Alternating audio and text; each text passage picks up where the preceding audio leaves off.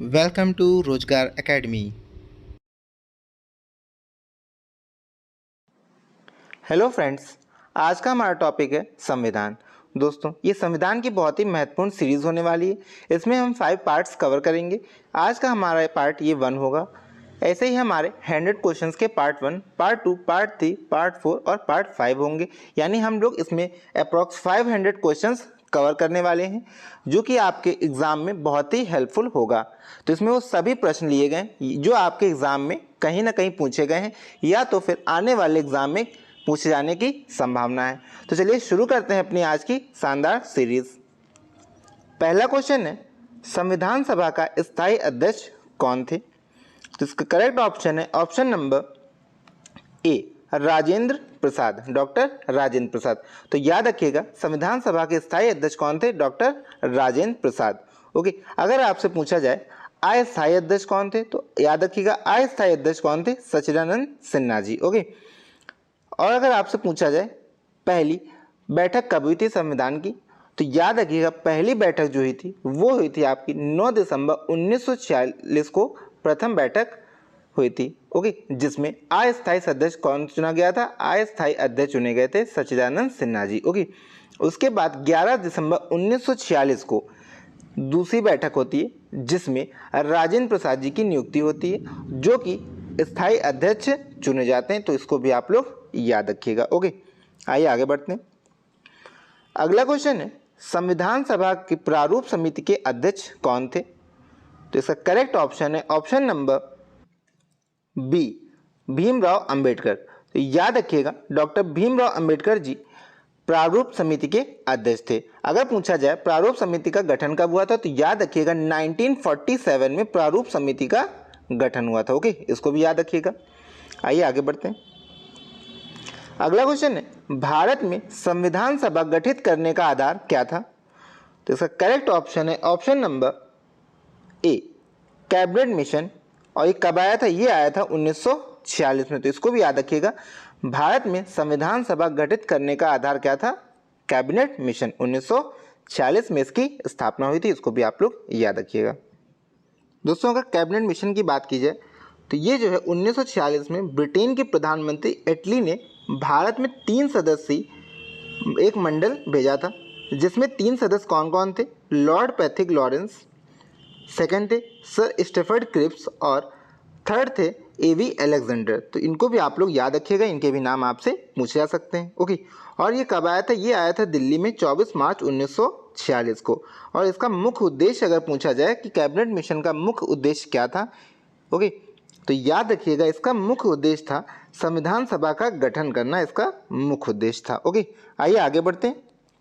अगला क्वेश्चन है, संविधान की प्रारूप समिति के समक्ष प्रस्तावना का प्रस्ताव किसने रखा था? तो इसका करेक्ट ऑप्शन है ऑप्शन नंबर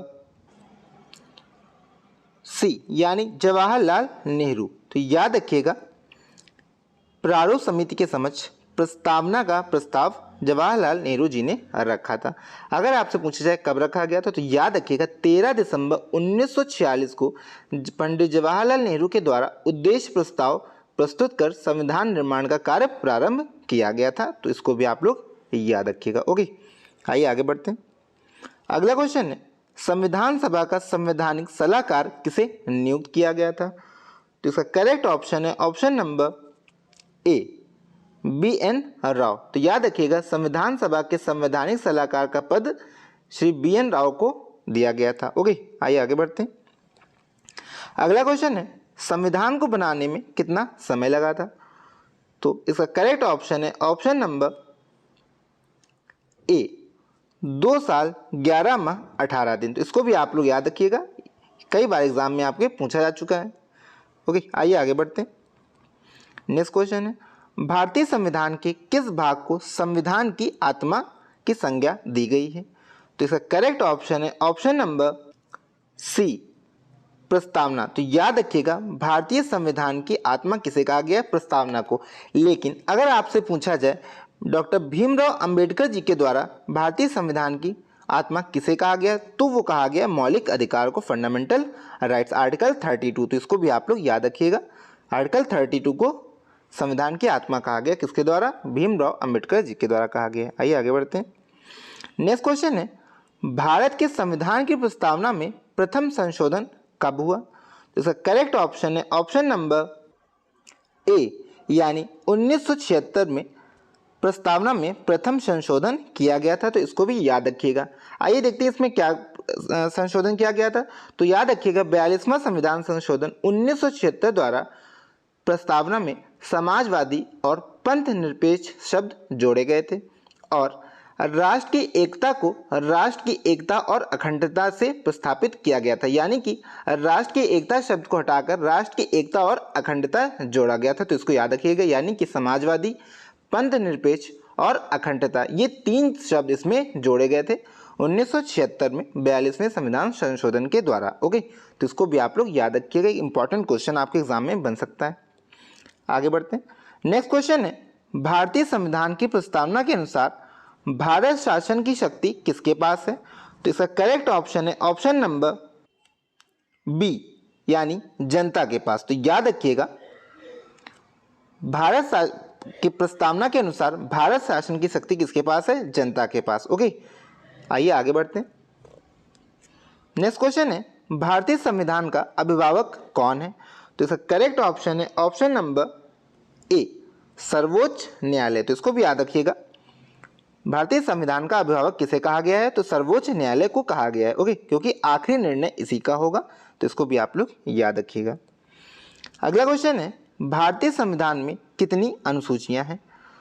तो इसका करेक्ट ऑप्शन है ऑप्शन नंबर बी, 12। ओके, तो इसको भी आप लोग याद रखिएगा। अगर आपसे पूछा जाए कि मूल संविधान में कितनी अनुसूचियां थी, कितनी थी, तो याद रखिएगा 8 अनुसूची थी, उसके बाद 4 और जोड़ी गई थी। ओके, तो इसको भी आप लोग याद रखिएगा। आइए आगे बढ़ते हैं। नेक्स्ट क्वेश्चन है, भारतीय संविधान में नागरिकों को कितने अधिकार प्राप्त हैं? तो इसका करेक्ट ऑप्शन है ऑप्शन नंबर ए, यानी कि 6। तो याद रखिएगा, भारत में संविधान के अकॉर्डिंग नागरिकों को 6 प्रकार के अधिकार दिए गए हैं। ओके, आइए बात कर लेते हैं कहाँ पे दिए गए। तो संविधान के भाग 3 में ये अधिकार दिए गए हैं, आर्टिकल 12 से आर्टिकल 35 तक, यानी अनुच्छेद 12 से 35 तक संविधान में अधिकारों को दिया गया है। ओके, और ये अधिकार कहाँ से लिए गए हैं? तो याद रखिएगा, संयुक्त राज्य अमेरिका से ये संविधान में बोरो किए गए हैं। ओके, इसीलिए इसे संविधान का मैग्ना कार्टा भी कहा जाता है, यानी कि भारत का अधिकार पत्र भी संविधान के भाग 3 को कहा जाता है। इसको भी याद रखिएगा। आइए विस्तार से समझ लेते हैं कौन कौन से 6 वो अधिकार हैं जो भारत के संविधान में दिए गए हैं। तो पहला है समानता का अधिकार, जो कि आर्टिकल 14 to 18 दिया हुआ है।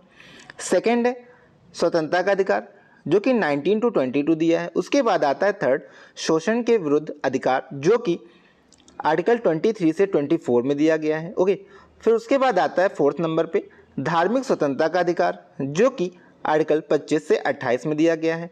फिर आता है आपका संस्कृति और शिक्षा का अधिकार, जो कि आर्टिकल 29 से 30 में दिया गया है। और 6ठे नंबर पे आता है संवैधानिक उपचारों का अधिकार, आर्टिकल 32, जिसे भीमराव अंबेडकर जी ने संविधान की आत्मा कहा है। ओके, तो सभी आप लोग याद रखिएगा, मोस्ट इंपॉर्टेंट आपके एग्जाम में बन सकते हैं। आइए आगे बढ़ते हैं। अगला क्वेश्चन है, भारतीय संविधान संसदीय प्रणाली किस देश के संविधान से ली गई है?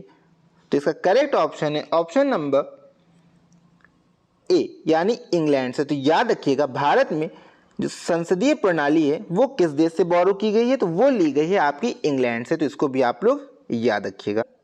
आइए दोस्तों, अब बात कर लेते हैं ब्रिटेन से यानी इंग्लैंड से भारत के संविधान में और क्या क्या लिया गया है। तो पहला भी हमने बात करी संसदीय शासन प्रणाली, दूसरा है विधि का शासन, थर्ड विधायी प्रक्रिया, फोर्थ है एकल नागरिकता, फिफ्थ है मंत्रिमंडल प्रणाली, और सिक्स्थ है परमाधिकार लेख। उसके बाद संसदीय विशेषाधिकार और द्विसदनीय व्यवस्था। तो याद रखिएगा, इतनी सभी चीज़ें जो हैं हमने ब्रिटेन के संविधान से बोरो करी, यानी उनसे उधार लिया है। इसीलिए भारत के संविधान को उधार का थैला भी कहा जाता है। ओके, आइए आगे बढ़ते हैं। आई होप आप लोगों को अच्छे से क्लियर हो गया होगा। अगला क्वेश्चन है, भारतीय संविधान में मौलिक कर्तव्यों को किस देश से लिया गया है? तो आपको बताना है भारत संविधान में मौलिक कर्तव्यों को किस देश से लिया गया है। ओके, तो इसका करेक्ट ऑप्शन है ऑप्शन नंबर ए, रूस के संविधान से। तो याद रखिएगा भारत के संविधान में मौलिक कर्तव्य कहाँ से लिए गए हैं, रूस के संविधान से लिए गए हैं। आइए मौलिक कर्तव्य के बारे में और बात करते हैं। तो दोस्तों याद रखिएगा स्वर्ण सिंह समिति के द्वारा उनके अनुशंसा पर 42वां संविधान संशोधन 1976 को मौलिक कर्तव्यों में को संविधान में जोड़ा गया था। तो याद रखिएगा इसका मतलब ये है कि मौलिक कर्तव्य जो है मूल संविधान में नहीं थे, इनको बाद में संशोधन करके जोड़ा गया था स्वर्ण सिंह समिति के अनुशंसा पर। तो इसको भी आप लोग याद रखिएगा, एग्जाम में कई बार पूछा गया है क्या मौलिक कर्तव्य भारत के मूल संविधान में थे या अथवा नहीं थे। ओके, तो याद रखिएगा नहीं थे, इनको बाद में जोड़ा गया है। तो अगर बात करें प्रेजेंट में कितने मौलिक कर्तव्य हैं, तो 11 मौलिक कर्तव्य हैं। ओके, तो इस 42वें संविधान संशोधन 1976 से कितने जोड़े गए थे, तो 10 जोड़े गए थे, तो इसको भी याद रखिएगा।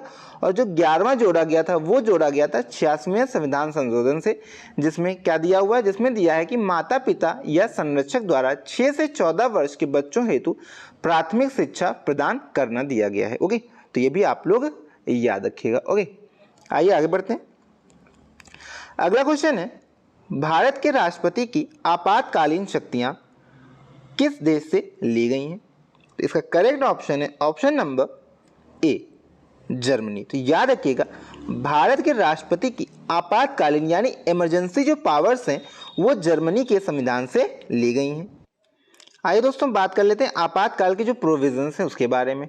तो दोस्तों बात करते हैं, तो आपातकाल जो है भाग 18 में दिया है, पहले तो आप लोग ये याद रखिएगा। ओके, उसके बाद अगर आपसे पूछा जाए कौन से आर्टिकल में दिया गया, तो आर्टिकल 352 से लेकर के 360 तक इसके बारे में दिया गया है। ओके, याद रखिएगा इसको भी। बात कर लेते हैं हम आर्टिकल से। तो आर्टिकल 352 में दिया गया आपात की उद्घोषणा। ओके, आर्टिकल 352 में आपातकाल की उद्घोषणा। ओके, तो इसको आप लोग याद रखिएगा। उसके बाद बात करें तो आर्टिकल 356, इसमें क्या दिया गया है, इसमें दिया गया राज्यों में संवैधानिक, क्या दिया गया, राज्यों में संवैधानिक तंत्र के विफल हो जाने की दशा में उपबंध आर्टिकल 356 में दिए गए। इसमें क्या था, राष्ट्रपति आपातकाल या आपात की उद्घोषणा। ओके, उसके बाद आता है आर्टिकल 360। ओके, इसमें क्या दिया गया, इसमें वित्तीय आपातकाल के बारे में उपबंध दिए गए हैं, तो इसको भी आप लोग याद रखिएगा। और भारत में आर्टिकल 360 अभी तक एक बार भी नहीं लगा है। ओके, और ये कहाँ से लिया गया हमने बात कर ली, इसको जर्मनी से हमने बोरो किया है। ओके, आइए आगे बढ़ते हैं। नेक्स्ट क्वेश्चन है महाभियोग प्रक्रिया किस देश के संविधान से प्रेरित है। महाभियोग यानी जिसे हम लोग इम्पीचमेंट भी कहते हैं, तो इसमें पूछा गया ये किस देश के संविधान से बोरो किया गया है। तो इसका करेक्ट ऑप्शन है ऑप्शन नंबर ए, अमेरिका के संविधान से महाअभियोगी प्रक्रिया ली गई है। तो इसको भी आप लोग याद रखिएगा। दोस्तों अगर बात करें महाअभियोग की, तो महाअभियोग जो है ये राष्ट्रपति के ऊपर लगाया जाता है जब वो संविधान का उल्लंघन करते हैं, तो इसको भी याद रखिएगा। अब बात कर लेते हैं अमेरिका के संविधान से और क्या क्या भारत के संविधान में लिया गया है। तो आइए देखते हैं। तो पहला हमने बात कर ली महाभियोग की, उसके बाद मूल अधिकार, याद रखिएगा फंडामेंटल राइट्स यानी मूल अधिकार भी हमने अमेरिका के संविधान से बोरो किए। न्यायपालिका की स्वतंत्रता, न्यायिक पुनरावलोकन, उपराष्ट्रपति का पद, उच्चतम न्यायालय और उच्च न्यायालय के न्यायाधीशों के पद से हटाया जाना और महाभियोग, ये सभी हम लोगों ने भारत के संविधान में अमेरिका के संविधान से बोरो किया है, यानी वहां से उधार लिया है, तो आप लोग याद रखिएगा। आइए आगे बढ़ते हैं। अगला क्वेश्चन है भारतीय संविधान को कितने भागों में बांटा गया है। तो इसका करेक्ट ऑप्शन है ऑप्शन नंबर ए, 22 भागों में बांटा गया है, तो इसको भी आप लोग याद रखिएगा। अगला क्वेश्चन है राज्य के नीति निर्देशक सिद्धांत संविधान के किस भाग में है। तो इसका करेक्ट ऑप्शन है ऑप्शन नंबर ए, चौथे भाग में। तो याद रखिएगा राज्य के नीति निर्देशक सिद्धांत कौन से भाग में है, चौथे भाग में है, तो इसको भी आप लोग याद रखिएगा। आइए आगे बढ़ते हैं। अगला क्वेश्चन है संविधान के किस अनुच्छेद में प्रेस की स्वतंत्रता दी गई है। तो इसका करेक्ट ऑप्शन है ऑप्शन नंबर बी, यानी आर्टिकल 19। तो याद रखिएगा आर्टिकल 19 में प्रेस की स्वतंत्रता का उल्लेख किया गया है। ओके, आइए आगे बढ़ते हैं। अगला क्वेश्चन है संविधान के किस अनुच्छेद के अंतर्गत उपराष्ट्रपति लोकसभा भंग कर सकता है। तो इसका करेक्ट ऑप्शन है ऑप्शन नंबर ए, आर्टिकल 85। तो याद रखिएगा आर्टिकल 85 के तहत राष्ट्रपति लोकसभा को भंग कर सकता है। तो ये आप लोग याद रखिएगा, कई बार आपके एग्जाम में पूछा जा चुका है और ये बहुत ही ज्यादा इंपॉर्टेंट क्वेश्चन भी है। ओके, आइए आगे बढ़ते हैं। नेक्स्ट क्वेश्चन है, संविधान के किस अनुच्छेद के अंतर्गत राष्ट्रपति अध्यादेश जारी करता है? तो इसका करेक्ट ऑप्शन है ऑप्शन नंबर बी, यानी आर्टिकल 123 के तहत राष्ट्रपति अध्यादेश यानी ऑर्डिनेंस जारी करता है। तो इसको भी आप लोग याद रखिएगा। ओके, अगर आर्टिकल 124 की बात करें तो इसमें आपका सुप्रीम कोर्ट का जिक्र किया गया है, तो इसको भी आप लोग याद रखिएगा। ये आगे बढ़ते हैं। अगला क्वेश्चन है, संपत्ति का अधिकार किस अनुच्छेद में है? तो इसका करेक्ट ऑप्शन है ऑप्शन नंबर बी, यानी आर्टिकल 300 की क्लॉज ए में इसका वर्णन किया गया है। तो दोस्तों याद रखिएगा, यह एक लीगल राइट है। ओके, यानी एक संवैधानिक अधिकार नहीं है, क्योंकि ये पहले आर्टिकल 30 में इसका उल्लेख किया गया था, तब यह क्या था, यह एक संवैधानिक अधिकार था। उसके बाद इसको वहां से हटाकर के आर्टिकल 300 क्लॉज ए में डाल दिया गया और अब ये एक लीगल राइट है, यानी कि क्या है, ये विधिक अधिकार है। ओके, संपत्ति का अधिकार। आइए आगे बढ़ते हैं। अगला क्वेश्चन है, संसद को संविधान संशोधन का अधिकार किस अनुच्छेद में दिया गया है? तो इसका करेक्ट ऑप्शन है ऑप्शन नंबर ए, आर्टिकल 368। ओके, तो याद रखिएगा आर्टिकल 368 क्या कहता है? इसमें कहा गया है संसद जो है संविधान में संशोधन कर सकती है। तो इसको भी आप लोग याद रखिएगा। ओके, आइए आगे बढ़ते हैं। अभी हम लोगों ने आर्टिकल 360 की बात करी। इसका क्या था, इसमें दिया गया था वित्तीय आपातकाल। ओके, और आर्टिकल 354 में क्या दिया गया था, इसकी भी हमने बात कर ली थी। इसमें दिया गया था संवैधानिक आपातकाल। ओके, आइए आगे बढ़ते हैं। अगला क्वेश्चन है, किस अनुच्छेद के तहत राष्ट्रपति वित्त आयोग का गठन करता है? तो इसका करेक्ट ऑप्शन है ऑप्शन नंबर बी, आर्टिकल 280। तो याद रखिएगा आर्टिकल 280 के तहत राष्ट्रपति वित्त आयोग का गठन करता है। तो आपसे सीधा ये भी पूछा सकता है कि वित्त आयोग का गठन कौन करता है? तो वो याद रखिएगा राष्ट्रपति करता है। और किस आर्टिकल के अंतर्गत? आर्टिकल 280। तो इसको भी आप लोग याद रखिएगा। नेक्स्ट क्वेश्चन है, वर्तमान में संविधान में कितनी अनुसूचियां हैं? तो इसका करेक्ट ऑप्शन है ऑप्शन नंबर बी, यानी कि 12 अनुसूचियां। तो याद रखिएगा संविधान में वर्तमान में 12 अनुसूचियों का प्रावधान दिया गया है। ओके, मूल संविधान में अगर पूछा जाए तो 8 अनुसूचियां थी, उसके बाद 4 और ऐड हो गई और अब कितनी हो गई है, 12 हो गई। तो इनको भी आप लोग याद रखिएगा। ओके, अगला क्वेश्चन है, भाषाई आधार पर भारत का प्रथम राज्य कौन सा गठित किया गया था? तो इसका करेक्ट ऑप्शन है ऑप्शन नंबर ए, आंध्र प्रदेश। तो याद रखिएगा भाषाई आधार पर पहला राज्य जो गठन हुआ था वो था आंध्र प्रदेश। तो दोस्तों याद रखिएगा राज्य पुनर्गठन अधिनियम 1953 द्वारा सर्वप्रथम राज्य के कुछ क्षेत्रों को मद्रास स्टेट से अलग करके आंध्र स्टेट बनाया गया था, तथा बाद में राज्य पुनर्गठन अधिनियम 1956 द्वारा संयुक्त तेलुगु भाषी आंध्र प्रदेश में रखा गया था, उसे ही आंध्र प्रदेश नाम दिया गया। तो याद रखिएगा भाषाई आधार पर आंध्र प्रदेश था और 1956 में इसे अलग किया गया था। तो डेट भी याद रखिएगा 1956। ओके, नेक्स्ट क्वेश्चन है, मूल अधिकारों को सर्वप्रथम किस देश में मान्यता दी गई? तो इसका करेक्ट ऑप्शन है ऑप्शन नंबर डी, अमेरिका। तो याद रखिएगा मूल अधिकारों को सर्वप्रथम अमेरिका द्वारा मान्यता प्रदान की गई थी। ओके, तो इसको भी आप लोग याद रखिएगा और अमेरिका से ही भारत में मूल अधिकारों को लिया गया है, ये भी आप लोग याद रखिएगा। नेक्स्ट क्वेश्चन है, मौलिक अधिकारों का निलंबन कौन करता है? तो इसका करेक्ट ऑप्शन है ऑप्शन नंबर ए, राष्ट्रपति। तो याद रखिएगा मौलिक अधिकारों का निलंबन यानी उनको निरस्त कौन करता है? कुछ समय के लिए यानी आपातकाल के समय उनका निलंबन किया जाता है। तो वो कौन करता है, ये आपसे पूछा गया, तो वो है राष्ट्रपति। ओके, आइए बात कर लेते हैं कौन से ऐसे अनुच्छेद हैं या मौलिक अधिकार के कौन से ऐसे आर्टिकल हैं जिनका निलंबन नहीं किया जाता है। तो वो आइए देखते हैं। दोस्तों आर्टिकल 20 और 21 जो है इनका निलंबन नहीं किया जाता है। आर्टिकल 20 क्या कहता है? अपराधों के लिए सजा के संबंध में संरक्षण। तो याद रखिएगा आर्टिकल 20 और दूसरा है आर्टिकल 21, इसमें क्या कहते हैं? जीवन और व्यक्तिगत स्वतंत्रता का संरक्षण। तो आर्टिकल 20 और 21 आपके आपातकाल के दौरान समाप्त नहीं किए जाते। अन्य सभी मौलिक अधिकारों को समाप्त कर दिया जाता है, यानी उनका निलंबन कर दिया जाता है इमरजेंसी के दौरान।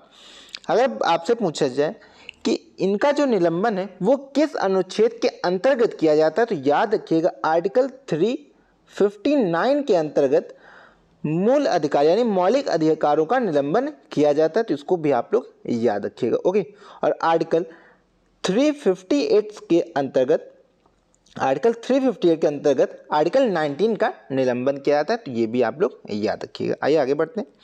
अगला क्वेश्चन है, भारतीय संविधान की अप्रशस्यता उन्मूलन किस अनुच्छेद में है? तो इसका करेक्ट ऑप्शन है ऑप्शन नंबर सी। ओके, अप्रशस्यता यानी अनटचेबिलिटी कहाँ पे दिया गया? आर्टिकल 17 में।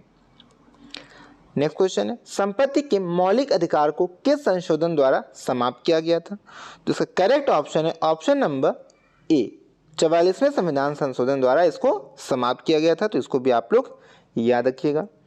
अगला क्वेश्चन है, किस अनुच्छेद के तहत संसद की नागरिकता के संबंध में कानून बनाने का अधिकार है? तो इसका करेक्ट ऑप्शन है ऑप्शन नंबर ए, अनुच्छेद 11। तो याद रखिएगा संसद को नागरिकता यानी कि जो सिटीजनशिप हमारा आर्टिकल्स दिए हुए हैं संविधान में, उसमें अगर आपको कानून बनाना है तो संसद किस अनुच्छेद के अंतर्गत कानून बना सकती है? तो अनुच्छेद 11 के अंतर्गत कानून बनाने यानी उसमें संशोधन करने का अधिकार दिया गया है। नेक्स्ट क्वेश्चन है, भारत के नागरिकों को कितने प्रकार की नागरिकता प्राप्त है? तो इसका करेक्ट ऑप्शन है ऑप्शन नंबर ए, यानी कि एक। तो याद रखिएगा भारत के नागरिकों को मात्र एक प्रकार की नागरिकता प्राप्त है, जो कि क्या है? हम भारत के नागरिक हैं, यानी हम भारत के नागरिक हैं, हम राज्य के नागरिक नहीं होते, तो हमारे पास सिर्फ एक नागरिकता है, वो है भारत देश की नागरिकता। तो इसको भी आप लोग याद रखिएगा। और अगर आपसे पूछा जाए कि ये सिंगल जो हमारी सिटीजनशिप है यानी एकल नागरिकता है वो किस देश से ली गई है, तो याद रखिएगा हमने इसको ब्रिटेन से लिया है, तो इसको भी आप लोग याद रखिएगा। अगला क्वेश्चन है, कितने वर्ष तक बाहर रहने पर नागरिकता समाप्त हो जाती है? तो इसका करेक्ट ऑप्शन है ऑप्शन नंबर सी, 7 वर्ष। तो इसको भी याद रखिएगा, अगर हम लोग 7 वर्ष लगातार भारत से बाहर किसी देश में रहते हैं तो हमारी नागरिकता समाप्त की जाएगी। ओके, नेक्स्ट क्वेश्चन है, भारत में किस राज्य में समान नागरिक संहिता लागू है? तो इसका करेक्ट ऑप्शन है ऑप्शन नंबर ए, गोवा। तो याद रखिएगा भारत के गोवा राज्य में समान नागरिक संहिता लागू है, जिसे हम लोग यूनिफॉर्म सिविल कोड के नाम से भी जानते हैं, जो कि आर्टिकल 44 में दिया गया है, तो उसको भी आप लोग याद रखिएगा। कौन से आर्टिकल में? आर्टिकल 44 में यूनिफॉर्म सिविल कोड यानी समान नागरिक संहिता। ओके, एकमात्र भारत का राज्य जहां पे ये लागू है। नेक्स्ट क्वेश्चन है, किस संशोधन द्वारा मूल कर्तव्यों को निर्धारित किया गया है? तो इसका करेक्ट ऑप्शन है ऑप्शन नंबर ए, 42 में। तो याद रखिएगा मूल कर्तव्यों को निर्धारित किया गया है 42वें संविधान संशोधन द्वारा। नेक्स्ट क्वेश्चन है, किस संशोधन द्वारा 11वां मूल कर्तव्य संविधान में जोड़ा गया था? तो इसका करेक्ट ऑप्शन है ऑप्शन नंबर सी, 86वां संविधान संशोधन। तो इसको भी आप लोग याद रखिएगा, क्योंकि हमारे संविधान में 10 मौलिक कर्तव्य थे जो कि कब जोड़े गए थे? स्वर्ण सिंह समिति के आधार पर 42वें संविधान संशोधन 1976 में जोड़े गए थे। उसके बाद जो 11वां है वो आपका जोड़ा गया था 86वें संविधान संशोधन के द्वारा, इसको जोड़ा गया था। हमने अभी अपने पिछले क्वेश्चन में बात की थी। आइए आगे बढ़ते हैं।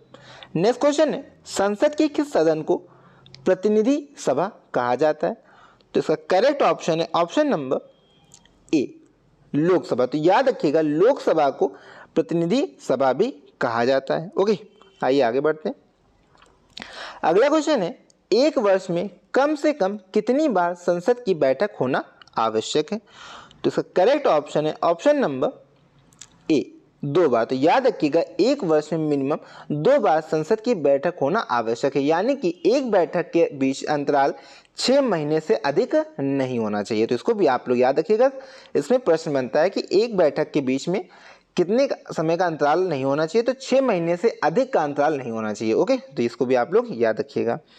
अगला क्वेश्चन है, संसद के दोनों सदनों की संयुक्त अधिवेशन की अध्यक्षता कौन करता है? तो आपको बताना है जो ज्वाइंट सिटिंग होती है लोकसभा और राज्यसभा की, यानी संयुक्त जो बैठक होगी उसकी जो है अध्यक्षता कौन करता है? ओके, तो इसका करेक्ट ऑप्शन है ऑप्शन नंबर ए, लोकसभा अध्यक्ष। तो याद रखिएगा लोकसभा अध्यक्ष जो है वो लोकसभा और राज्यसभा इन दोनों की संयुक्त बैठक की अध्यक्षता करता है, तो इसको भी याद रखिएगा। अगर आपसे पूछा जाए संयुक्त बैठक का प्रावधान संविधान के कौन से आर्टिकल में है, कौन से अनुच्छेद में है, तो याद रखिएगा आर्टिकल 108 में इसका प्रावधान दिया गया है संयुक्त बैठक का। और अगर आपसे ये पूछा जाए संयुक्त बैठक को बुलाता कौन है, तो ये भी याद रखिएगा संयुक्त बैठक को कौन बुलाता है? राष्ट्रपति बुलाते हैं। तो ये भी आप लोग याद रखिएगा, आपके एग्जाम में ये भी पूछा जा चुका है। ओके, आइए आगे बढ़ते हैं। नेक्स्ट क्वेश्चन है संसद का निम्न सदन कौन सा है? तो इसका करेक्ट ऑप्शन है ऑप्शन नंबर ए, लोकसभा। तो याद रखिएगा संसद का निम्न सदन किसे कहा जाता है, यानी लोअर हाउस कौन सा है? लोकसभा। और उच्च सदन पूछा जाए तो वो कौन सा है? वो होगा राज्यसभा यानी अपर हाउस। ओके, और बात करते हैं संसद जो है कौन से आर्टिकल में दी हुई है, तो याद रखिएगा संसद का प्रावधान दिया गया है आर्टिकल 79 में, आर्टिकल 80 में राज्यसभा और आर्टिकल 81 में लोकसभा। तो इसको भी आप लोग याद रखिएगा। ओके, आइए आगे बढ़ते हैं। अगला क्वेश्चन है संसद का उच्च सदन कौन सा है? तो इसका करेक्ट ऑप्शन है option number A. I hope आप सभी लोगों को इसका आंसर पता होगा क्योंकि अभी हमने इस पिछले क्वेश्चन में इसको डिस्कस किया था। ओके, नेक्स्ट क्वेश्चन है भारत की कार्यपालिका का अध्यक्ष कौन होता है? तो इसका करेक्ट ऑप्शन है ऑप्शन नंबर ए। तो याद रखिएगा भारत की कार्यपालिका का अध्यक्ष राष्ट्रपति होता है। ओके, आइए आगे बढ़ते। अगला क्वेश्चन है भारतीय संविधान के अनुसार भारत का प्रथम नागरिक कौन होता है? तो इसका करेक्ट ऑप्शन है ऑप्शन नंबर ए, राष्ट्रपति। ओके, तो भारत का प्रथम नागरिक कौन होता है? राष्ट्रपति। अगर आपसे पूछा जाए सेकंड नागरिक कौन होगा, यानी द्वितीय जो नागरिक है वो कौन होगा, याद रखिएगा राष्ट्रपति की जो वाइफ होंगी वो भारत की सेकंड सिटीजन होंगी, यानी फर्स्ट सिटीजन कौन? राष्ट्रपति हमारे, और सेकंड उनकी वाइफ। तो इसको भी आप लोग याद रखिएगा। ओके, अगला क्वेश्चन है भारत के राष्ट्रपति पद के लिए उम्मीदवार की न्यूनतम आयु कितनी होनी चाहिए? तो इसका करेक्ट ऑप्शन है ऑप्शन नंबर बी, 35 वर्ष। तो याद रखिएगा भारत के राष्ट्रपति पद के लिए जो न्यूनतम आयु है वह है 35 वर्ष। आइए आगे बढ़ते हैं। अगला क्वेश्चन है भारत के राष्ट्रपति का चुनाव कितने वर्षों के लिए किया जाता है? तो इसका करेक्ट ऑप्शन है ऑप्शन नंबर ए, 5 वर्ष। तो याद रखिएगा राष्ट्रपति का चुनाव कितने वर्ष के लिए होता है? 5 वर्ष। अगर आपसे पूछा जाए भारत का एक राष्ट्रपति होगा, यह किस आर्टिकल में लिखा हुआ है? तो याद रखिएगा राष्ट्रपति के बारे में आर्टिकल 52 में लिखा हुआ है कि भारत का एक राष्ट्रपति होगा। तो इसको भी आप लोग याद रखिएगा। ओके, नेक्स्ट क्वेश्चन है राज्य में राष्ट्रपति शासन की घोषणा कौन करता है? तो इसका करेक्ट ऑप्शन है ऑप्शन नंबर सी, राष्ट्रपति। तो याद रखिएगा राज्यों में राष्ट्रपति शासन की घोषणा राष्ट्रपति करेगा। ओके, अगला क्वेश्चन है श्रीमती प्रतिभा पाटिल भारतीय गणतंत्र में कौन सी राष्ट्रपति बनी थी, यानी कौन से नंबर की राष्ट्रपति थी, ये आपको इसमें बताना है। तो इसका करेक्ट ऑप्शन है ऑप्शन नंबर ए, 12th, यानी 12वें नंबर की राष्ट्रपति कौन थी? प्रतिभा पाटिल जी 12वें नंबर की राष्ट्रपति थी। ओके, तो इसको भी याद रखिएगा, और पहली महिला राष्ट्रपति भी थी, इसको भी आप लोग याद रखिएगा। ओके, आइए आगे बढ़ते हैं। अगला क्वेश्चन है भारत के संविधान की प्रस्तावना या उद्देशिका किन शब्दों से शुरू होती है? तो इसका करेक्ट ऑप्शन है ऑप्शन नंबर ए, हम भारत के लोग। तो याद रखिएगा भारत की प्रस्तावना यानी प्रियम्बल जिसे हम लोग कहते हैं, तो उसकी शुरुआत जो है हम भारत के लोग से होती है। ओके, नेक्स्ट क्वेश्चन है 42वें संविधान संशोधन द्वारा प्रस्तावना में कौन सा शब्द बढ़ाए गए हैं? तो इसका करेक्ट ऑप्शन है ऑप्शन नंबर डी, उपयुक्त तीनों। तो याद रखिएगा अभी हमने अपने पिछले क्वेश्चन में बात करी थी कि 42वें संविधान संशोधन में कौन से शब्द जोड़े गए थे। तो याद रखिएगा समाजवादी, धर्मनिरपेक्ष और अखंडता। ओके, यानी सोशलिज्म। ओके, उसके बाद ये आपका हो गया अखंडता यानी कि इंटीग्रिटी, और धर्मनिरपेक्ष यानी कि सेकुलरिज्म। तो याद रखिएगा ये 3 शब्दों को 42वें संविधान संशोधन द्वारा प्रस्तावना में जोड़ा गया था। ओके, आइए आगे बढ़ते हैं। अगला क्वेश्चन है भारत के संविधान में संघीय शब्द की जगह किन शब्दों को स्थान दिया गया था? तो इसका करेक्ट ऑप्शन है ऑप्शन नंबर ए। ओके, राज्यों का संघ। ओके, तो संघीय शब्द के स्थान पर राज्यों का संघ ये संविधान में जोड़ा गया। तो याद रखिएगा, ये भी आपका इंपॉर्टेंट क्वेश्चन बनता है। नेक्स्ट क्वेश्चन है, भारत में कुल कितने उच्च न्यायालय हैं? तो इसका करेक्ट ऑप्शन है ऑप्शन नंबर सी 25। तो याद रखिएगा, भारत में कुल 25 उच्च न्यायालय हैं। ओके, आइए आगे बढ़ते हैं। अगला क्वेश्चन है, उच्च न्यायालय के न्यायाधीशों की नियुक्ति कौन करता है? तो इसका करेक्ट ऑप्शन है ऑप्शन नंबर ए, राष्ट्रपति। तो याद रखिएगा, उच्च न्यायालय के न्यायाधीशों की नियुक्ति राष्ट्रपति करता है। ओके, नेक्स्ट क्वेश्चन है, किसी राज्य की कार्यपालिका की शक्तियां किसमें निहित होती हैं? तो इसका करेक्ट ऑप्शन है ऑप्शन नंबर ए, राज्यपाल। तो याद रखिएगा, कार्यपालिका की शक्ति जो है राज्यों में राज्यपाल में निहित होती। वैसे ही केंद्र में कार्यपालिका शक्ति अभी हमने पढ़ा था किसमें निहित होती? राष्ट्रपति में। ओके, आइए आगे बढ़ते हैं। अगला क्वेश्चन है, राज्यपाल का कार्यकाल कितना होता है, यानी कितने वर्ष का कार्यकाल राज्यपाल का होता है? तो इसका करेक्ट ऑप्शन है ऑप्शन नंबर ए, 5 वर्ष। तो याद रखिएगा, राज्यपाल का कार्यकाल 5 वर्ष का होता है। तो इसको भी आप लोग याद रखिएगा। आगे बढ़ते, नेक्स्ट क्वेश्चन है, राज्यपाल अपना त्यागपत्र किसे देता है? तो इसका करेक्ट ऑप्शन है ऑप्शन नंबर सी, राष्ट्रपति को। तो याद रखिएगा, राज्यपाल की नियुक्ति कौन करता है? राष्ट्रपति करता है, और उसका त्यागपत्र भी राष्ट्रपति को ही राज्यपाल देता है। तो इसको भी आप लोग याद रखिएगा। आइए आगे बढ़ते हैं। इसमें पूछा गया, राज्यपाल पद हेतु न्यूनतम आयु कितनी होती है? तो इसका करेक्ट ऑप्शन है ऑप्शन नंबर बी, 35 वर्ष। तो याद रखिएगा, न्यूनतम आयु राज्यपाल बनने के लिए 35 वर्ष होती है। नेक्स्ट क्वेश्चन है, किस राज्य में विधानसभा सदस्यों की संख्या सबसे अधिक है? तो इसका करेक्ट ऑप्शन है ऑप्शन नंबर ए, उत्तर प्रदेश। तो याद रखिएगा, उत्तर प्रदेश राज्य में विधानसभा सदस्यों की संख्या सबसे अधिक है। ओके, आइए आगे बढ़ते हैं। नेक्स्ट क्वेश्चन है, विधानसभा का कार्यकाल कितना होता है? तो इसका करेक्ट ऑप्शन है ऑप्शन नंबर ए, 5 वर्ष। तो इसको भी आप लोग याद रखिएगा। नेक्स्ट क्वेश्चन है, किस अनुच्छेद के अंतर्गत राष्ट्रपति वित्तीय आपातकाल की घोषणा करता है? अभी हम लोगों ने बात करी थी इसके बारे में। तो इसका करेक्ट ऑप्शन होगा ऑप्शन नंबर ए, आर्टिकल 360। तो इसको भी याद रखिएगा, वित्तीय आपातकाल आर्टिकल 360। और भारत में कितनी बार अगर पूछा जाए लगा हुआ है वित्तीय आपातकाल, तो याद रखिएगा, अभी तक एक बार भी वित्तीय आपातकाल भारत में नहीं लगा है। ओके, नेक्स्ट क्वेश्चन है, किस अनुच्छेद के अंतर्गत राष्ट्रपति राज्य आपातकाल की घोषणा करता है? तो इसका करेक्ट ऑप्शन है ऑप्शन नंबर बी, 356। इसे ही हम लोग संवैधानिक भी कहते हैं, यानी जब संविधान जो विफल हो जाता है राज्यों में, तब आपातकाल लगाया जाता है। तो वो होता है आर्टिकल 356 के तहत, जिसे हम लोग राज्य आपातकाल भी कहते हैं। ओके, आइए आगे बढ़ते हैं। नेक्स्ट क्वेश्चन है, जब किसी राज्य में राष्ट्रपति शासन होता है तो राज्य का कार्यभार किसके हाथ में होता है? तो इसका करेक्ट ऑप्शन है ऑप्शन नंबर ए, राज्यपाल के हाथ में। तो याद रखिएगा, जब राष्ट्रपति शासन लगाया जाता है किसी राज्य में, तो उस राज्य का कार्यभार किसके हाथों में होगा? राज्यपाल के हाथों में होगा। और वो किसके अंतर्गत काम करेगा? वो राष्ट्रपति के अंतर्गत काम करता है। तो इसको भी आप लोग याद रखिएगा। अगला क्वेश्चन है, पंचायती राज संस्था का कार्यकाल कितना होता है?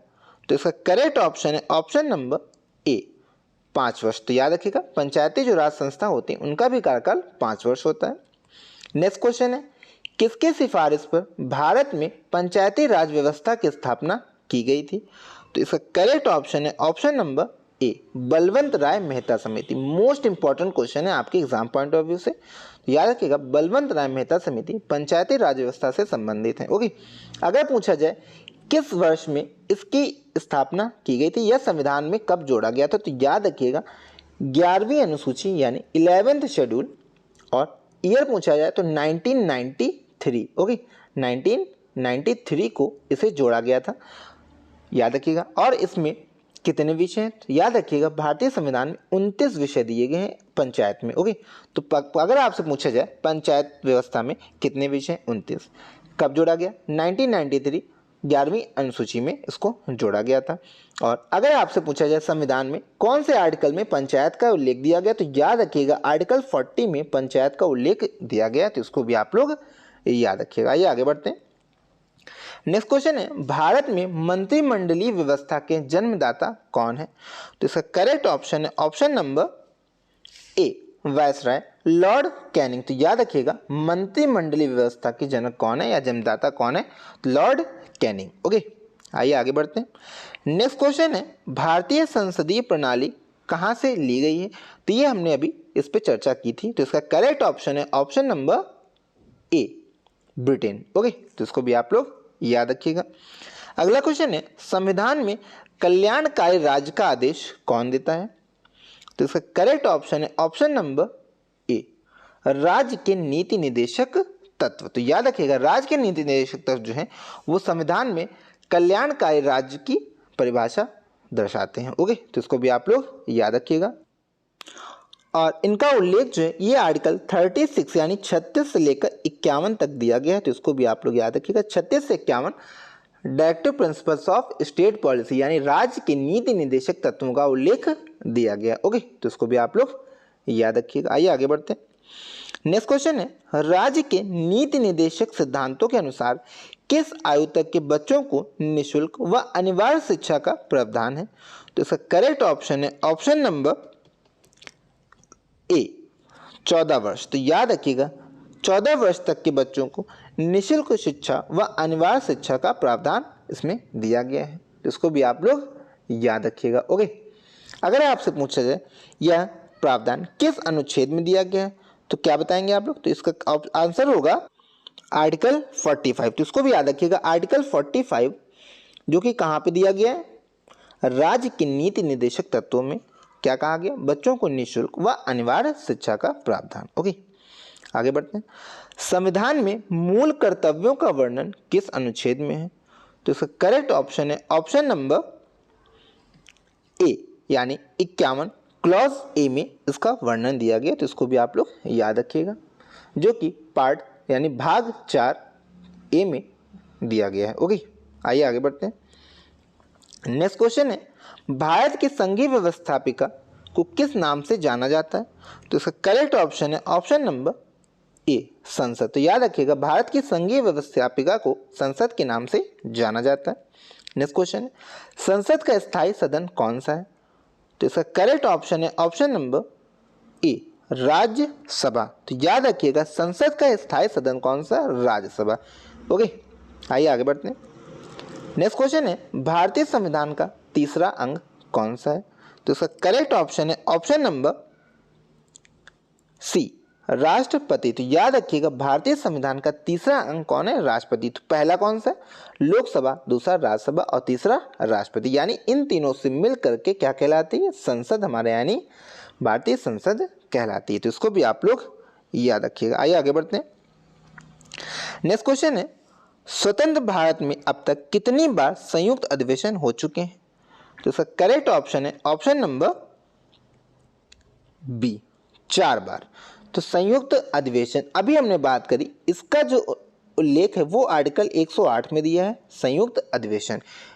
और इसको बुलाता कौन है? राष्ट्रपति। ये भी हमने बात कर ली, प्रेसिडेंट। ठीक है, और बात कर लेते हैं इसको बुलाता कौन है? प्रेसिडेंट। और इसकी अध्यक्षता कौन करता है? वो करता है लोकसभा जो स्पीकर होगा यानी लोकसभा का अध्यक्ष जो है संयुक्त बैठक की अध्यक्षता करता है। ओके, चलिए आगे बढ़ते हैं।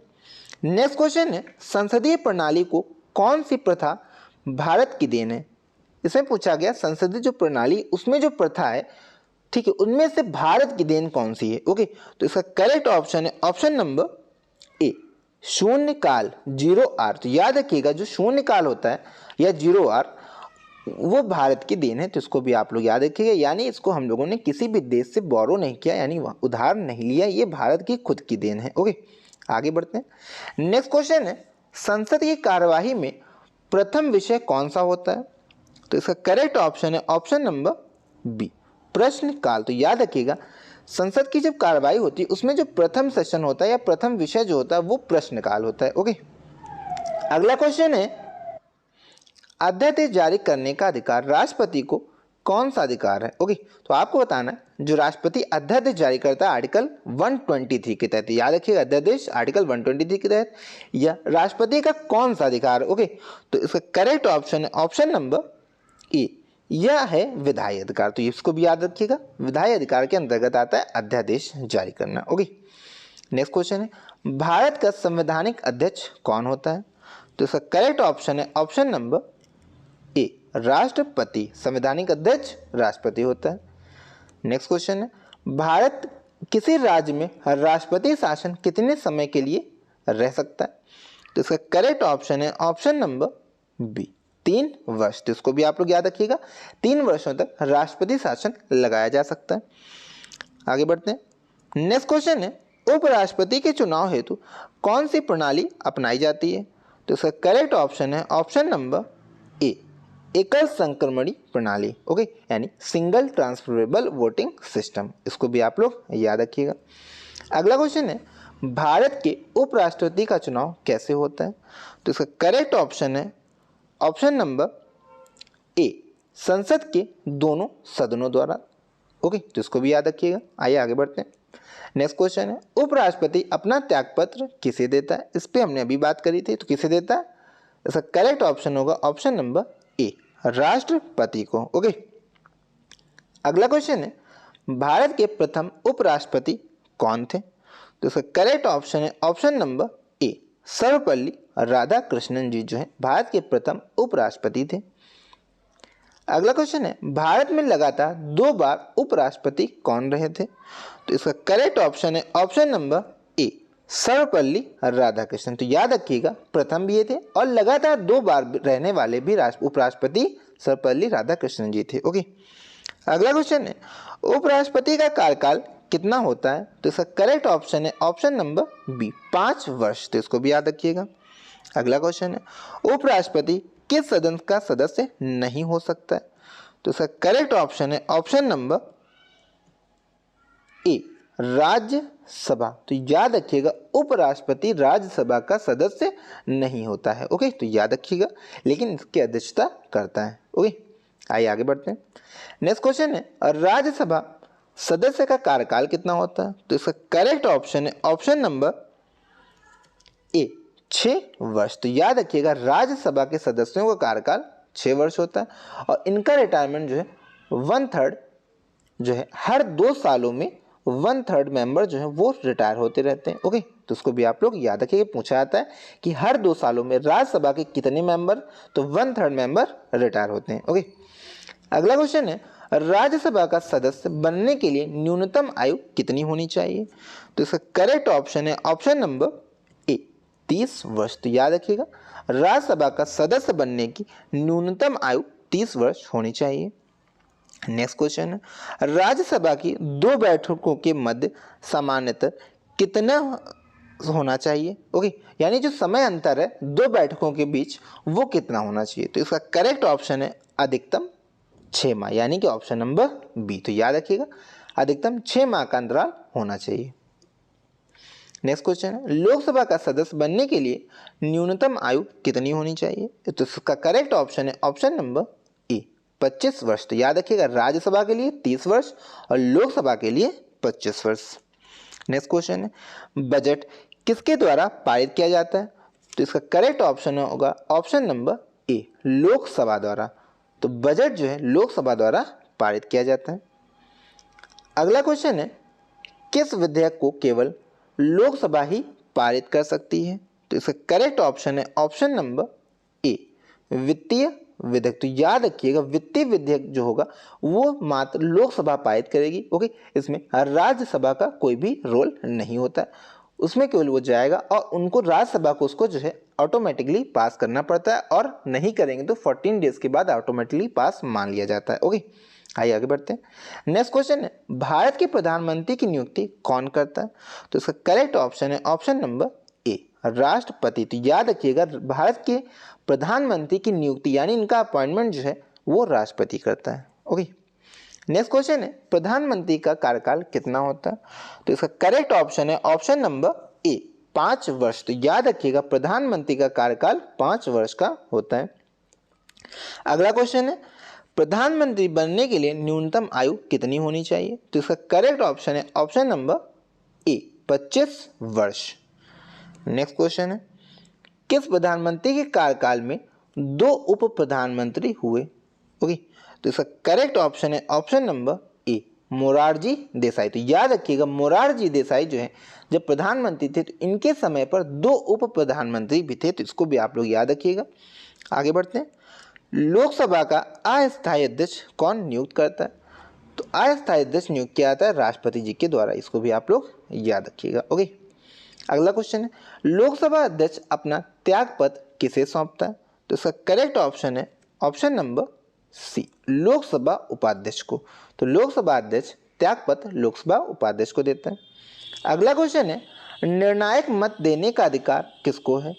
तो इसका करेक्ट ऑप्शन है ऑप्शन नंबर ए, लोकसभा अध्यक्ष को। ओके, यानी जब भी वोटिंग जो है टाई हो जाएगी, यानी कि दोनों तरफ वोटिंग, जैसे 4 लोग हैं और दोनों वोट 2-2 हो जाते हैं, इस मामले में जो कास्टिंग वोट होगा यानी निर्णायक जो मत होगा वो लोकसभा स्पीकर को होता है। तो इसको भी आप लोग याद रखिएगा। ओके, आगे बढ़ते हैं। नेक्स्ट क्वेश्चन है लोकसभा महासचिव की नियुक्ति कौन करता है? तो इसका करेक्ट ऑप्शन है ऑप्शन नंबर ए, लोकसभा स्पीकर। ओके, आगे बढ़ते हैं। नेक्स्ट क्वेश्चन है भारत की प्रथम महिला लोकसभा अध्यक्ष कौन है? तो इसका करेक्ट ऑप्शन है option number A, Meera Kumar. तो इसको भी याद रखिएगा आप लोग। अगला क्वेश्चन है देश का सर्वोच्च विधि अधिकारी कौन होता है? तो इसका करेक्ट ऑप्शन है ऑप्शन नंबर ए, महान्यायवादी यानी अटॉर्नी जनरल। तो इसको भी याद रखिएगा, ये भारत का जो है सर्वोच्च विधि अधिकारी है और इसका प्रावधान संविधान के कौन से अनुच्छेद में अगर पूछा जाए तो याद रखिएगा आर्टिकल 76 में इसका प्रावधान दिया गया है। ओके दोस्तों, यहीं से आज का लेक्चर समाप्त होता है। आई होप आप सभी ने आज का लेक्चर बहुत ही शानदार तरीके से एंजॉय किया होगा और सभी प्रश्नों को अच्छे से क्लियर कर लिया होगा। तो चलिए मिलते हैं अपने इस सीरीज के अगले वीडियो में, तब तक के लिए गुड डे, गुड बाय।